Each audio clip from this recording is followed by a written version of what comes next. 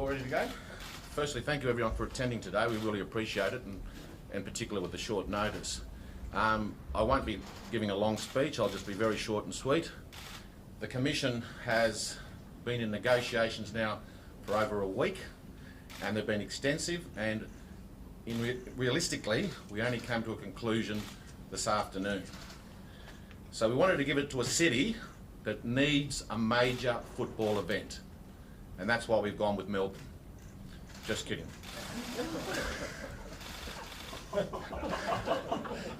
Greetings, Gil, if you're watching.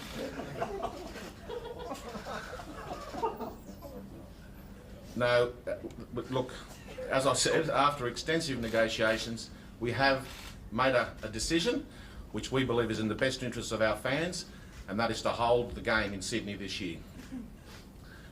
As I said, it's been a very hard decision because the Queensland Premier has been fantastic to deal with, but at the same time, the new Sporting Minister, Alistair Henskins, has been extremely professional, courteous, and it's only that reason that we were able to come to the conclusion we have. I should point out that the New South Wales Government has given an additional investment, but this is only for 1 year, and I have to stress that. It's not for the long term. Negotiations will recommence for future grand finals. It's really now put it on the table for the future. It hasn't been because we were hoping that we'd have an exclusive arrangement with the New South Wales Government. Unfortunately, that is no longer the case, so it opens the door for a Super Bowl type concept, or who can ever give us the best deal for the game. And you've got to remember, we do have 4 teams in Queensland. And that's all I have to say, so we'll just take questions. How much was the New South Wales Government's investment? That's commercially confidential, naturally, but it's more than what they've paid in the past. And as I said, it's only as late as today that we finalised that figure. When you say the grand finals from 23 onwards, can they go on the road? They can go anywhere around Australia? It's not just Brisbane, Sydney, you think? It could go anywhere, absolutely. If you look at the Super Bowl concept, it goes everywhere, and it's a destination week. You make it a major event. This has given us the opportunity. Unfortunately, the New South Wales Government hasn't honoured the agreement that we had with them on the infrastructure and the community assets, as I call them. They're not suburban stadiums, they're community assets. They're assets that the community uses. And look, the best example of that, in my view, is Parramatta Stadium, which is known as CommBank.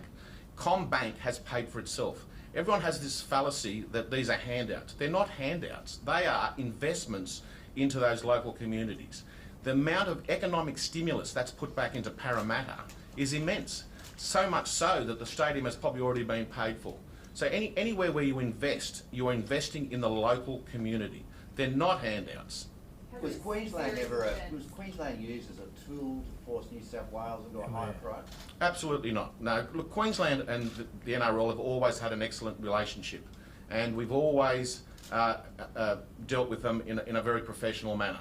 Up until yesterday, I can tell you, the media reports that were given out that Queensland was favourite were spot on the mark.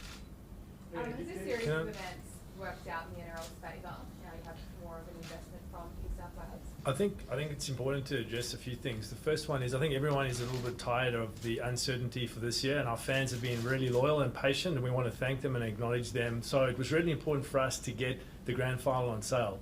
We can do that now. So next week, tickets will go on sale. That's good news for our fans, and certainty for the short term. But as Peter's pointed out, our job now is to make sure that we act in the best interest of the game for the long term. So we need to think about that very carefully and have discussions with everyone to ensure we get the best possible result. As part of your negotiations with the new sports minister, did you discuss a timeline for suburban upgrades? Because the Premier publicly has said it's still on the table. Is that part of the negotiation? Look, we did discuss the timelines for possible investment in the future. We never reached an agreement, and rather than trying to reach an agreement now, which with the limited amount of time that we had, we said that we would continue negotiations into the future. So, and that's why I stress this is only a 1-year deal. It's only for this year, and from next year on, it's on the table. Do you reckon Penrith should be put on the back burner for now? No, not at all. Now, Penrith deserves a stadium. It's a massive rugby league city, and as I said, it's not a stadium just for rugby league. It's for all sports. You play school sports. The best example of that, in my view, was Leichhardt Oval. Now, it's a community asset because they had 15,000 people there for a school game. It was a rugby union game. Why is Penrith upgraded before Leichhardt with Leichhardt? Well, Leichhardt should be upgraded at the same time, and that's been our position. And as I said, when you look at the, we don't want to be pitted against the flood victims. I think that's not appropriate. It's nothing to do with, we're the first ones that want to help the flood victims, and we did. I mean, we deferred our launch this year to give all our money to the flood victims. The New South Wales government has a $123 billion infrastructure spend. Ours was 300 million. It's hardly a drop in the bucket. It's not even a rounding error. So to say that they needed it for the flood victims is a little bit rich. But Peter, when you, I think just to be fair to the New South Wales government, you've had centres of excellence coming out the wazoo. You've had Parramatta. You've got $1 billion here. There's been money spent at ANZ Stadium, and they're spending upwards of $500 million at Penrith. You've got to ask. And I know you're saying they're community assets. But you're the chairman of the ARLC. The only thing you care about is rugby league and the NRL. Ultimately, when's enough enough? No, enough's enough when you honour your deal. There was a deal on the table. There was an agreement. It's not as though we've asked for anything above that agreement. The $1 billion spent next door, we're the minority tenant. It proves that it's not a rugby league oval. It's actually a soccer and rugby union game. They've got more access to that ground than what we have. Plus Bruno Cherry Wright, whatever his name is, Bruno Mars. I mean, I think he's got access too, which is a great, that it's used for multi-purposes. It's not just rugby league. And as I said, we're the minority tenant at the Can moment. you understand how the public might think you're taking the mickey at this point? Chris, can I just comment here? I think the Commission has shown quite a lot of flexibility and quite a lot of patience with regards to what is an arrangement that was made many years ago. Now, obviously, the situation has changed. We're cognizant of that and respectful of it. And what the Commission has done is said and worked as long as we can and as diligently, as patiently as we can to try and get an outcome that is balanced, that takes into account changing circumstances. But at the end of the day, as you say, our job is to think about and act in the best interests of our fans and our communities. So whether it comes from, it's not necessarily about the order of the stadiums, it's not necessarily about when's enough is enough. It's about looking at the commercial reality of exchanging content for an overall investment in the game. And so what we're doing and what we're showing is an ability to be quite dynamic and flexible around the order and the magnitude. But at some point, we also have to draw the line in the sand and say, this is really valuable for us and for our fans, and strike that balance. Now, we'll continue to do that. Those are the discussions will be had from 23 onwards. But yes, we're acting in the best interests of rugby league, but we're also being quite compassionate, quite patient, and quite considerate of the overall environment. Is the deal If I can just finish the answer on the question though, this was an agreement many years ago to invest $800 million into ANZ Stadium. The government went to an election with that promise. What we said to them was they were better off spending that money on suburban community assets. And CommBank is the best example of that. It's a world-class venue. It's a delight to watch rugby league there. It's a delight to watch any sporting event there. And we wanted that replicated in all areas. It's not new money. It's not that we've gone in with a begging bowl looking for more. It's just honouring the existing $800 million they went to an election with to be spent on suburban stadiums. And as I said, there's only $300 million left of that spend that they haven't allocated. And again, that's not a big amount. Over 4 years, that's about $50 million a year out of the state budget, which is hardly paying for the flood victims. Also, you mentioned the Centres of Excellence. The Centres of Excellence were actually in another fund. They were done directly with the clubs, not with the NRL. Do you think this has been unfair on fans though? Because they only have 6 weeks now to start booking flights and accommodation if they want to attend the grand final. Yeah, well, look, historically, we have, this is the period that we do get engagement from our fans for the grand final, because typically fans wait to see which teams are in the running and which teams are in the mix. We're excited now because we're entering in the finals phase. Next week, tickets are going to be on sale, and there's going to be, and that's the beauty about playing at Accor Stadium, a lot of tickets available for fans. And of course, we hold tickets back for that grand final week once the final teams are known and fans can get involved. So there's still plenty of time for that, but it was important that we draw a line in the sand to give everyone that opportunity to now get their tickets and make their travel arrangements. I'm sure Qantas and Virgin still have the specials on to get back to Sydney, so this shouldn't be a problem. You may well be dealing with a Labor government this time next year. Does that mean you've just got to start negotiations absolutely from scratch it's going to stay in Sydney longer term? Well, it looks that way. Look, whatever government's in, as Andrew correctly points out, we'll always act in the best interest of rugby league. That's our job. My job and Andrew's job is to look after rugby league. Because Chris Vince has made it really clear he's not in favour of spending any more money. Look, we've had meetings with Chris, and Chris is certainly favourable to the suburban stadiums and the community assets. He sees the benefit in it. As I keep saying, this is an investment. It's not a handout. It's not just because we've asked for the money. You have to have a business case to show that you're going to get return on capital. It's up to us to show that that suburb and that community, just like Parramatta has, will get a return. I'm proud in rugby league to walk into CommBank Stadium. It's such a great facility. It's one of the best in the world. Why can't every club have one of those? And as I said, ask the restaurant owners, ask the cafe owners, ask all the local businesses. They are thriving because the local money is spent in the local community. And that's the point that we want to make. And as I said, they're all multi-use assets. Rugby league gets targeted, but look at Leichhardt Oval. It was a school match. It was 15,000 people, Riverview versus Scots, I think it was, whatever. I don't follow rugby union, so I'm not sure. But it just proves if you've got those suburban assets, people will use them. Peter, is legal action still an option in terms of trying to get that deal agreed to? Sorry, what was agreed to in 2018? No, look, we've decided that's not on the table for us. We've got better things to spend with our time. We'll continue good faith negotiations. As I said, Alistair Henchkins has been fantastic to deal with. He's a barrister, so at times I feel like I was in a witness box. But other than that, he's been very, very good to deal with. And all you need is good faith, and that's what we've had from the new sporting minister, and we really appreciate it. What he is basically. Have you got the deal in writing with Mr. How's the Henson? Premier been to deal? Just to answer Chris's question, yes, we have got it in writing. So no handshake on this occasion? No handshake on this occasion. The Premier is a very good bloke. Dom and I believe we're friends. Well, we were up until about a couple of weeks ago. So, look, Dom is a very good Premier. He's a very good human being. But don't have a bet with him, because if you win, he won't pay you. The fact that you're full of praise for the new sports minister, what does that say about Mr. Ayres? Mr. Ayres was a very good sports minister. Had no problem with Stuart Ayres. He was always good to deal with as well. Who was to blame for all this? Was it Dom? I don't know. Look, I don't know. I don't want to put blame on anyone. But when you make an agreement, you honour it. And as I said, to use the flood victims as putting one resident against another resident is not the best way to do things. Just say, look, can you delay this for a couple of years because it's politically not good for us, or tell the truth. Don't use a diversion which puts resident against or person against person. Was there a phone call from Mr. Perrottet last night? Yes, there was. And how was that? No, very pleasant. Look, as I said, Dom and I have a very good, pleasant relationship, and that hasn't changed. And look, he knows and I know that at times we're not going to agree, and we're going to go out in the public space. And it's a bit like the Roadrunner and the Coyote, but at the end we have a beer together and we're back being mates.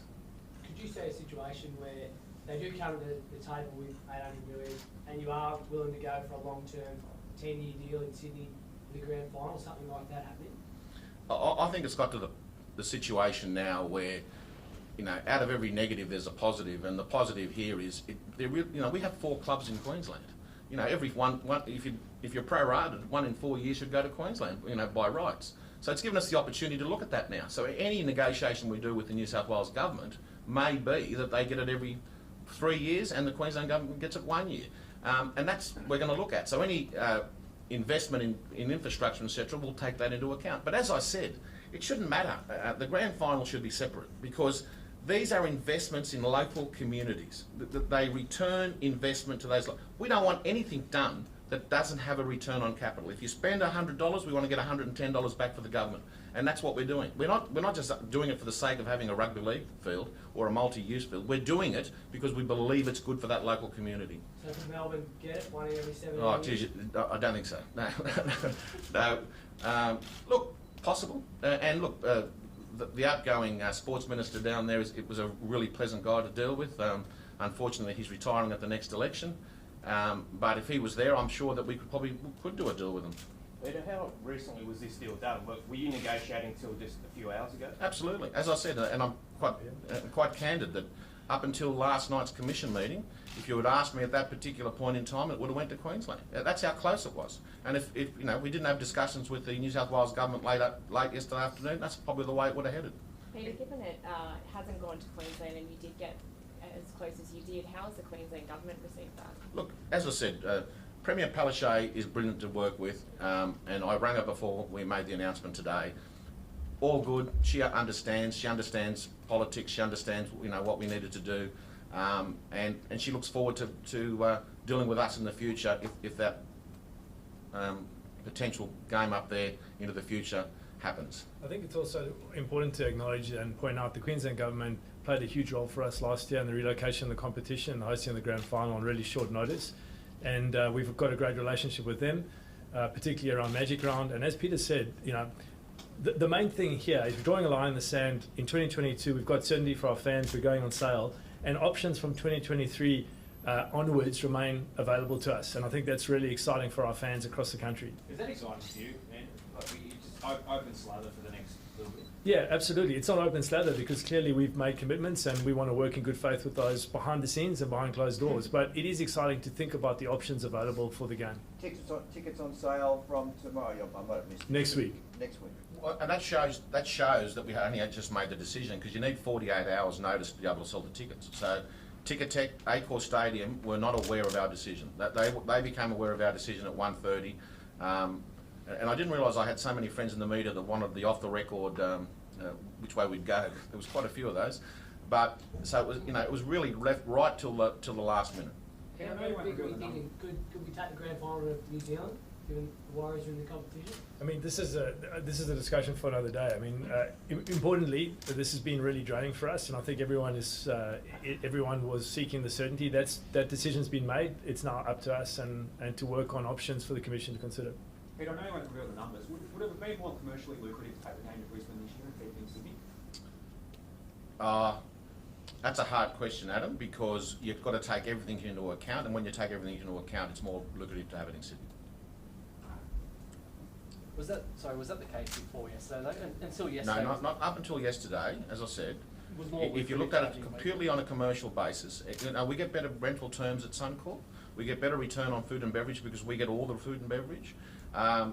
So the return was definitely better in Queensland until yesterday afternoon, and now it's a bit of a line ball. But when you take the other factors into account, some of the investments the government has made in other areas, it's certainly been better to have it in New South Wales. On that point there, this deal you've struck, is it contained solely to the grand final? Are there other elements, like for instance centres of excellence? No, it's solely 1 year deal for the grand final, and for the rental terms of the stadium. They're the two issues that are in the agreement between us and the New South Wales government, which you'll be pleased, Chris, to know that we got in writing. That's the only agreement we've made. We've made an agreement for 12 months, which is this grand final, and for the stadium rental costs, and that's it. And everything else needs to be renegotiated. Are you aware that there's informal discussions happening within the New South Wales cabinet now of pulling the funding from Penrith? Well, that'll be another broken promise, and they have to explain that to the people of Penrith, you know. And all their strategies, to be fair to the New South Wales government, have been to look at investment in Western Sydney. As I said, that investment, it's an investment. It's not a handout where you just give it because it's Penrith. It has to make a return on capital, and I'm really very positive that stadium will be as good as CommBank, and it will return on investment. So I'd be very surprised if the New South Wales government reneged on that, because they would be reneging on a good economic management. But one of your own people, in a sense, the boss at the Tigers, was advocating pulling the money from Penrith and giving it to public. And good on him. He's the chairman of the Tigers, not the Panthers. The Panthers chairman wants it to happen. So, and that's the beauty about rugby league. That's the beauty about rugby league. It's all about tribalism. He's just now caused a great feud between Penrith and the Tigers, which we love. If a club like Cronulla can't upgrade their stadium, and the same goes for maybe the Tigers, are they effectively going to be forced into Allianz? No, look, we're still hopeful that those, as I said, we have to prove the business case as to why it should be done, and we're very, very confident, whatever government's in, be it Liberal or Labor, we can prove the business case, and that's into the future. Would it be in the state government's interest to see some of those smaller clubs, the Sydney clubs, play out of Allianz, given spent the money. Well, considering we're the minority tenant and they've spent $1 billion, we'd like to see it used as much as possible in rugby league. We'd like to see it used for women's rugby league in particular. And we want to see it for juniors. We want to see it for under-19 New South Wales State of Origin matches. We want to see it used as much as possible for rugby league because, as I said, our theory is these are multi-use stadiums and it's not just about the elite level. There's a lot of levels underneath, which was proven at Leichhardt Oval when there was a school game and it attracted 15,000 people. Thank you, everybody.